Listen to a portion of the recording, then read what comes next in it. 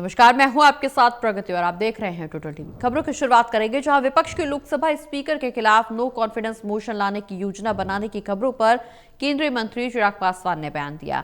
उनका कहना है कि मेरा मानना है कि विपक्ष ने यह स्थिति बनाई है। राहुल गांधी के एक ही मुद्दे पर अड़े रहने की वजह से पूरा बजट सेशन बर्बाद हो गया। इससे भी ज्यादा परेशानी वाली बात यह है कि उनकी जिद ने क्षेत्रीय पार्टी के नेताओं समेत विपक्ष के साथियों को राष्ट्रपति के अभिभाषण और बजट जैसे खास मौकों पर बोलने नहीं दिया। अब विपक्ष लोकसभा स्पीकर के खिलाफ नो कॉन्फिडेंस मोशन लाने की बात कर रहा है। ये अजीब परिस्थिति विपक्ष ने खड़ी कर दी है, जहां पे विपक्ष को लगता है और खास तौर पे मुझे लगता है राहुल जी को लगता है कि खाता ना वही जो राहुल जी कहें बस वही सही।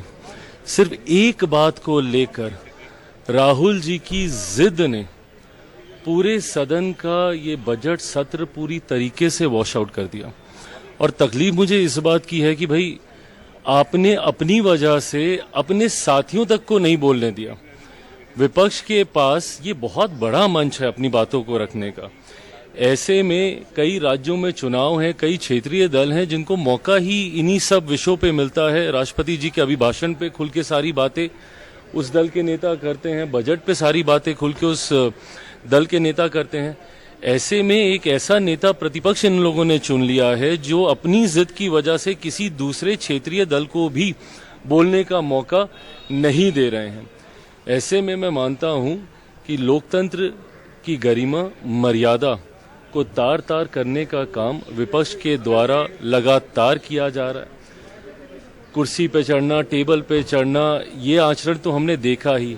अब लोकसभा स्पीकर पे जिस तरीके से अविश्वास प्रस्ताव लाने की बात कही जा रही है, जिसको लेकर विपक्ष शायद इसको जल्द लाने की सोच रखता है, ऐसे में पुनः चिंता इस बात की भी होती है कि ये वही लोकसभा के स्पीकर हैं जो कि निरंतरता में पिछले उसमें भी थे, पार्लियामेंट के टेन्योर में थे, और इस बार भी उन्हीं को ही पुनः ये जिम्मेदारी दी गई है। ऐसे में जस्ट बाय द वर्च्यू की आप अपनी बात कह नहीं पा रहे। मैं ये कतई नहीं बोलूंगा कि इनको बोलने का मौका नहीं दिया गया, रिपीटेडली इनको बोलने का मौका दिया गया है।